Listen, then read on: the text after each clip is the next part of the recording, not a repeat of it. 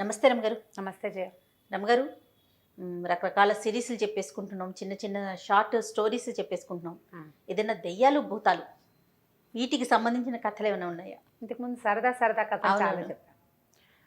నేను ఒక తెలుగు కథల అభిమానుల గ్రూప్లో ఉన్నాను, చాలా కథలు చదువుతానని చెప్పా కదా. 30 నిమిషాలలో నొప్పి లేకుండా వేడికోస్ స్వయం చికిత్స ఆవేశ హాస్పిటల్ హైదరాబాద్.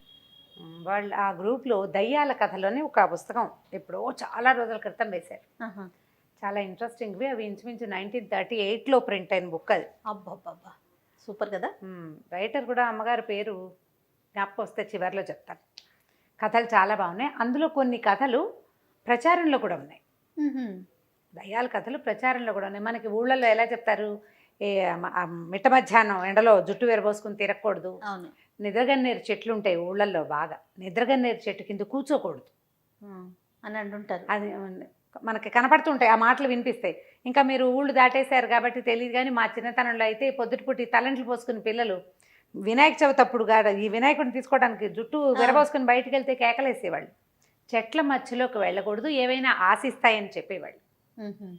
ఇవన్నీ మామూలుగా మనకి కనపడుతుండేవి. కుక్కలు బాగా మరుగుతుండేవి రాత్రిపూట, మొత్తం కుక్కలన్నీ ఓ చోటే చేరి అక్కడ ఏదో అవి చూసే ఈ ఆత్మని అందుకే అరుస్తున్నాయి అనేవాళ్ళు. చెదరగొట్టడానికి ట్రై చేసేవాళ్ళు బాగా. ఎవరో ఒకళ్ళు లేచి అదిలించేసేవాళ్ళు అనమాట. మీరు విన్నారా రమ్మగారు, దెయ్యాలు ఉన్నాయి, దెయ్యాలు తిరుగుతున్నాయి అని ఇంట్లో మీరు భయపడిన సందర్భం ఉందా? భయాలు లేవు జయ, మాకు ఓకే, భయం లేదు. ఇప్పుడు ఎవరికి భయం వేస్తుంది? బలహీనమైన మనసు ఉన్న వాళ్ళకి, బలహీనమైన మనసు లేదా భగవంతుడి పట్ల విశ్వాసం లేని వాళ్ళకి. మనకి రెండూ లేవు, భయము లేదు భయము లేదు, భగవంతుడి మీద అచంచలమైన విశ్వాసం ఉంది.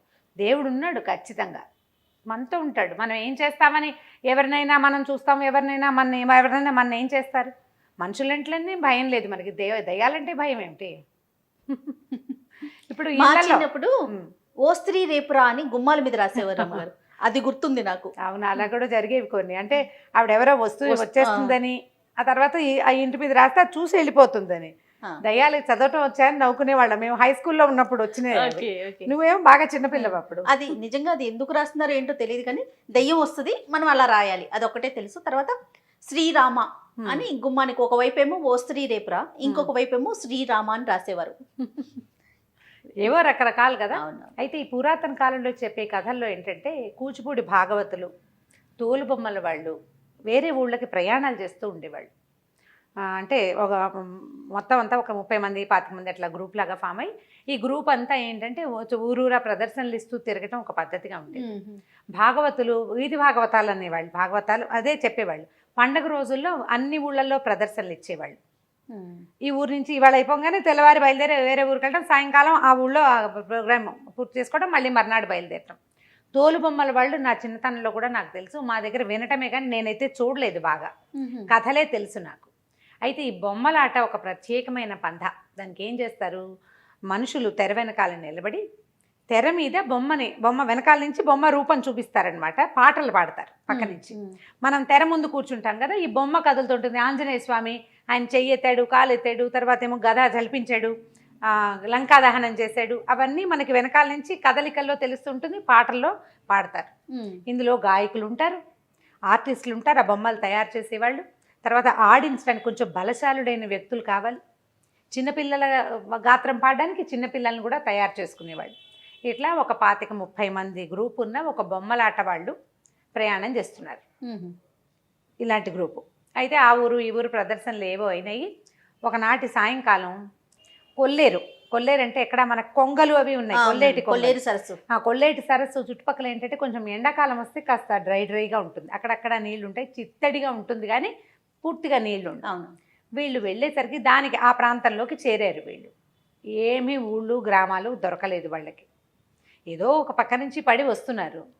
సరే ఏమనుకున్నారు, సాయంకాలం అయింది, చీకటి పడిపోతుంది, అంతా చిత్తడిగా నేలలు, తర్వాత మన జీబుగా చెట్లు, మనుషులు అస్సలు లేరు. మానవ సంచారం ఉన్న దారులు వేరేగా ఉంటాయి, మనుషులు తిరగని దారి వేరే. నడుస్తున్న గుర్తులు కొంత కనపడుతుంటాయి కదా, బళ్ళ గుర్తులు కనిపిస్తాయి. వీళ్ళు ఈ గుంపంతా నడుస్తున్నారు, పిల్లలు ఆకళ్ళని ఏడుస్తున్నారు. మరి చిన్న చంటి వెంటి పిల్లలు ఉంటారా, ఏడుస్తున్నారు. వీళ్ళు ఏం చేయాలి చూస్తున్నారు, ఆలోచిస్తున్నారు. వీళ్ళు ఉన్న జనాలందరికీ మెల్లిగా భయం వేయటం మొదలుపెట్టింది. చీకటి చాలా తొందరగా వచ్చేస్తుంది చెట్లు ఎక్కువ ఉంటే. వీళ్ళలో కాస్త ఓపిక మంతుడు బలవంతుడు ఒకడు చెట్టు ఎక్కి పైకి చూస్తే దూరంగా ఓ మైల్ దూరంలో పెద్ద మహానగరం లాగా కనబడుతోంది. బోల్డని లైట్లు ఉన్నాయి. అప్పుడు లైట్లు అంటే విద్యుత్ దీపాలు కాదు కదా, ఇళ్లల్లో ఉండేవి లస్టర్లు, పెట్రోమాక్స్ లైట్లు లాంటివి దీపాలు. వీధిలో కూడా అక్కడక్కడ అంటే లైన్గా కనపడుతున్నాయి ఆముదపు దీపాలు. సరే దీపాలు ఉన్నాయి, ఏదో ఊరు కనిపిస్తుంది, కొంత సందడి కూడా వినపడుతోంది. కొంచెం మనుషులు తిరుగుతుంటే, గొడ్లు ఉంటే, మెళ్ళో గంటలు అవి మోగుతూ ఉంటాయి. ఏదో ఇక్కడ ఏదో ఉన్నది, మెల్లిగా కాస్త కాలు చాచి నడుచుకుంటూ వెళ్ళిపోతే ఊళ్ళో చేరిపోతాం అనుకున్నారు. గుంపంతా పోయారు ఊళ్ళోకి. వెళ్తే వరుసగా దారులు, చక్కగా ఏర్పరిచిన నగరంలాగా ఉంది, అది పట్టణంలా ఉందన్నమాట. అంటే ఏ సందుకు ఆ సందు కనపడుతుంది, అన్ని వేదఘోష వినపడుతున్న బ్రాహ్మణుల ఇల్లు, అదేదో అగ్రహారంలాగా ఉంది. సరే వెళ్ళేసరికల్లా కొంతమంది ఏమో బంగారపు ఉయ్యాలలు వేళ్లాడుతున్నాయి వాకిళ్లలో, భార్య పిల్లలు కూర్చుని ఉయ్యాలు ఊగుతున్నారు. పెంపుడు చిలకలు, కోళ్ళు లేవు, కోళ్ళు ఉంటే రైతులు ఉన్నట్టు, చిలకలు ఉంటే బ్రాహ్మణులు ఉన్నట్టు, ఏదో భాష నేర్పిస్తారు, రండి కూర్చోండి అంటుంటాయి. అవి రకరకాలుగా ఉన్నాయి. అక్కడక్కడ వంటల వాసనలు వస్తున్నాయి. ఆడవాళ్ళు కనిపిస్తున్నారు, మగవాళ్ళు చక్కగా చెవుల కుండలాలు, పంచలు, తర్వాత ఏమో ఆరేసున్న ధవతులు, బట్టలు కనిపిస్తుంటే మనకు తెలుస్తుంది కదా ఫలానా వాళ్ళు ఉన్నారని. వీళ్ళని చూసి అందరు పిలిచారు. ఆకళ్ళేసి నకనకలాడిపోతున్నారు వీళ్ళు. సరే భోజనం ఏర్పరిచారు. వీళ్ళందరికీ ఒకే ఇంట్లో కాకుండా ఓ 4 ఇళ్లలో మా ఇంటికి రండి అని చెప్పి ఏదో కాస్త వండుకోవడానికి కొంత సామాగ్రి ఇచ్చారు. కొంతమందికి వాళ్ళ ఇంట్లో ఉన్నదే పెట్టారు. శుభ్రంగా అందరూ తినేశారు. ఆత్మారాముడు శాంతించాక ఏముంది, సంగీతం పాడతారు ఇట్లాంటి వాళ్ళంతా. ఈ ఉన్నవాళ్ళు పెద్దవాళ్ళు ఏమన్నారంటే, బాబు ఏం ఆట కడతారు, ఏదైనా ఒక ఆట కట్టి తెల్లారంగా దాకా పడుకుని వెళ్ళిపోండి అన్నారు. తెల్లవార్లు ఆట కట్టే పద్ధతి కూడా ఉండేది అప్పట్లో. ఈ మన భాగవత సప్తాహాలు అవి చేస్తారు. భాగవత సప్తాహం అంటే 7 రోజుల పాటు భాగవత కథలు ఆడతారు. పొద్దు నుంచి అదే సాయంకాలం చీకటి పడిన దగ్గర నుంచి రాత్రి 8 నుంచి తెల్లవారి 4 గంటల దాకా తెల్లార్లు ఈ పద్ధతిలో నడుస్తుంది. సరే ఆట కట్టమన్నారు కదా, వీళ్ళలో వీళ్ళు కాస్త మాట్లాడుకున్నారు. ఏమనుకున్నారు, లంకా దహనం చేద్దాం అనుకున్నారు. సరే 1 గంటలో చకచక ఒక పందిరి లాంటిది ఏర్పరిచేశారు. బోలెడన్ని దీపాలు వెలిగించారు. వీళ్ళు కూడా తమకి సామాన్లన్నీ పెట్టుకోవాలి. అంటే లంకా దహనం చేయాలంటే ఏం చేయాలి, అశోకవనము, రాక్షసులు, సీతాదేవి, ఆంజనేయ స్వామి, మళ్ళీ ఆయన ముట్టించడానికి సాధనాలు అన్నీ తమ ఏర్పాటుకి ఎవరి స్టేజ్ డెకరేషన్ ప్రకారం వాళ్ళు చేసేసుకోవాలి కదా, సెట్ ప్రాపర్టీస్ పెట్టుకోవాలి. వీళ్ళన్నీ సెట్ చేసుకున్నారు. వాళ్ళు సరే అన్నీ ఏర్పరచుకుని చూస్తే వరుసగా వచ్చి కూర్చున్నారు. అందరూ బంగారు కుండలాలు, ఎర్రగా శాలువాలు, బ్రహ్మాండంగా విభూది పట్టీలు, ఒళ్ళంతా కూడా విభూది పట్టీలు ఉంటాయి. 12 పుండ్రాలు అంటారు, 12 పుండ్రాలు ధరించి చక్కగా ఉన్నారు. ఆడవాళ్ళు కూడా బ్రహ్మాండంగానే ఉన్నారు. అందరూ కాసిపోసి చీరలు, బోల్డ్ నగలు, ఎంత బాగుందో. సరే అక్కడి నుంచి ఓం అని ముందు గణపతి ప్రార్థన చేశారు. అక్కడి నుంచి ఆంజనేయ స్వామి ప్రార్థన చేయాలి, లంకా దహనం కదా. వీళ్ళు ప్రార్థన మొదలుపెట్టారు. మహోగ్ర రూపంతో పెద్ద ఆంజనేయ స్వామి బొమ్మ ప్రత్యక్షమైంది తెర మీద. ఆంజనేయ స్వామి రాగానే మొత్తం లైట్లన్నీ ఆరిపోయినాయి. ఇక్కడ కిందంతా దీపాలు పెట్టి కూర్చున్నారు కదా, దీపాలు కిమినాస్తి. వీళ్ళు తెల్లపోయారు, అయ్యో ఇదేమిటి మొత్తం దీపాలన్నీ ఓసారి ఆరిపోయినాయి, ఉండండి రా బొమ్మ దించండి అన్నారు. ఆంజనేయ స్వామి బొమ్మ దించేశారు. దించేయగానే దీపాలన్నీ వెలిగినాయి. అంతా సభ అంతా కనపడుతున్నారు మనుషులు. మళ్ళీ మొదలెట్టాలి. మళ్ళీ ఆంజనేయ స్వామిని తెరక్కిచ్చారు. ఎక్కించగానే దీపాలు ఆగిపోయినాయి. 2 సార్లు 3 సార్లు 4 సార్లు అయ్యాక వీళ్ళల్లో ఒకటికి డౌట్ వచ్చింది, ఏమిట్రా పోనీ దీపాలు ఆరిపోయినాయి, ఏమిటయ్యా అన్ని దీపాలు ఆరిపోయినాయి అంటుంటే ఎవడు సమాధానం చెప్పటల్లా. ఎవరైనా చెప్పాలి కదా, కనీసం బాబు కంగారు పడకండి ఇంటికి వెళ్ళి వెలిగిద్దాం, మొత్తం అని గాలి వచ్చింది ధూళి, ఏదో ఒకటి అనాలి. ఏమీ నో కామెంట్స్, ఎవ్వరూ మాట్లాడాల. 5 సార్లు 4 సార్లు అయిన తర్వాత వీళ్ళల్లో పెద్దవాడు ఒకడు, ఒరే మన దీపాలు వెలిగించుకుందాం ఉండండి రా, వీళ్ళందరివి ఏమిటో మరి దీపాలు ఆరిపోతున్నాయి అని చెప్పి వాళ్ళ దగ్గర ఏవో 9 దీపపు సెమ్మాలు అవి ఉన్నాయి. ఎక్కడ పెద్దగా దీపాలు అయిపోతే వాళ్ళు వెలిగించుకుంటారు. వీళ్ళు ఏం చేశారు, అగ్గిపెట్ట ముట్టించి వీళ్ళ దీపాలు వెలిగించారు. మళ్ళీ ఆంజనేయ స్వామిని తెరక్కిచ్చారు. ఎక్కించగానే ఈ సభలో ఉన్న దీపాలన్నీ అయిపోయినాయి, వీళ్ళ దీపాలు వెలుగుతున్నాయి. వీళ్ళే కదా వెలిగించుకున్నారు, ఇవి వెలుగుతున్నాయి, అవన్నీ ఆరిపోయినాయి. పద్యం పాడడానికైనా బొమ్మ కనపడాలి, స్వామి కనపడకుండా పాటలు పాడకూడదు. సరే పెద్దవాళ్ళల్లో ఒకడు ఏమన్నాడు, ఉండండి నేను బయటికి వెళ్ళి చూసేస్తాను. తెర తొలగించి బయటికి వెళ్ళాడు. తెర పక్క నుంచి వెళ్తాడనమాట, తొలగించలేరు, అది మొత్తం ఏకంగా ఇట్లా స్క్రీన్ లాగా ఉంటుంది. అటు నుంచి వెళ్ళేసరికల్లా ఆ సభలో ఉన్న వాళ్ళంతా దీపం ఇట్లా చేత్తో పుచ్చుకుని వెళ్ళేసరికి చక్కగా అంత దాకా 12 పుండ్రాలు, కుండలాలు, కంబళాలు ధరించి బ్రహ్మాండంగా కూర్చున్న వాళ్ళంతా నాలికలు బయటకు వచ్చి పక్క నుంచి కూరలు, మిడిగుడ్లు ఇట్లా ఉన్నారు దూకేలాగా. ఉనికిపోయాడు, ఏం చేయాలో తెలియలేదు. దీపం దించితే ఏం కనపట్లా, బాగానే ఉంది, భయమే. ఇట్లా దీపం పెట్టి ఇట్లా చూడబోయేసరికల్లా ఉణుకొచ్చేస్తుంది. సరే ఏం చేశాడు, దీపాన్ని దించేసి చూసి చూడనట్టుగా తనకు తెలియనట్టుగా చిన్నపిల్లాడు అనుకో అరిచి కేకలు పెట్టి గల్లం చేసాడు. ఆయన ఇలాంటివి ఎన్ని చూశాడు. మెల్లిగా వెనక్కి వెళ్ళాడు. ఒరే ఇది లాభం లేదురా నాయన, తెల్లవారేదాకా స్వామిని దించొద్దు, పాట ఆపద్దు. ఆంజనేయ స్వామిని ఎక్కించడం, ఓ పాట పాడుకోవటం. వీళ్ళు స్వామిని ఎక్కించగానే అక్కడ దీపాలు ఆరిపోతాయి. వీళ్ళు దించేస్తారు, మళ్ళీ ఇంకోసారి ఎక్కిస్తారు.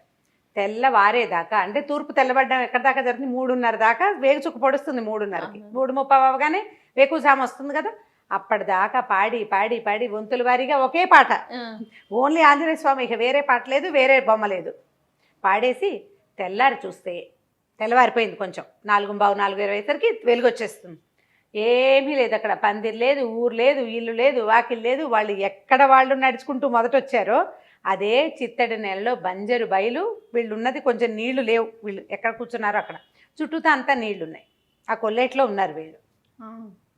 బతుకు జీవుడా అని తట్టా బుట్టా సర్దుకుని పరుగో నాయన ఇలా చీకటి వేళ ఏ ఊళ్ళల్లోకి వెళ్ళకూడదు, ఇలాంటిది ఏదో అక్కడ బోల్డ్ అని శ్మశానం అయి ఉంటుంది బహుశా, చాలా దహనాలు జరిగి ఉంటాయి అక్కడ. ఎంతమంది ఉన్నారో వాళ్ళంతా కనపడ్డారు వీళ్ళకి. పిల్ల జల్లా వచ్చేసారు, బ్యాగులు పుచ్చుకుని వెనక్కి వచ్చేసారు. ఇలాంటివి ఎన్ని కథలు చిన్నప్పుడు వినేవాళ్ళమో. వెళ్తే కనపడుతుంది ఇట్లా ఆంజనేయ స్వామి పాట మొదలు పెట్టంగానే వీళ్ళు మాయమైపోతారు ఆయన కనిపించేసరికి. మామూలుగా చెప్తాం కదా, మనకు ఆంజనేయ స్వామి కనిపిస్తే భయపడతాయి భూత ప్రేతాలని. మన ఇళ్ల మీద శ్రీరామ రాయడానికి కారణం కూడా అదే. ఎక్కడ శ్రీరామనామం ఉంటుందో అక్కడ ఆంజనేయ స్వామి ఉంటాడు. ఇప్పటికీ కూడా మనం ఏదైనా పిల్లలు కొంచెం భయపడుతున్నా, భయంకరమైన సినిమాలు చూసినా కూడా వెంటనే చెప్తాం శ్రీరామ అనుకో, లేకపోతే ఆంజనేయ స్తోత్రం చదువుకో, ఆయన్ని తలుచుకో అని. వాళ్ళకి అది ఒక ధైర్యంగా అనిపిస్తుంది కదరమ్మ గారు పిల్లలకి. అది అలవాటు చేయాలి మనం. అలాంటిది ఒక శ్లోకాలు కూడా చెప్పారు మీరు, ట్రై చేయాలి.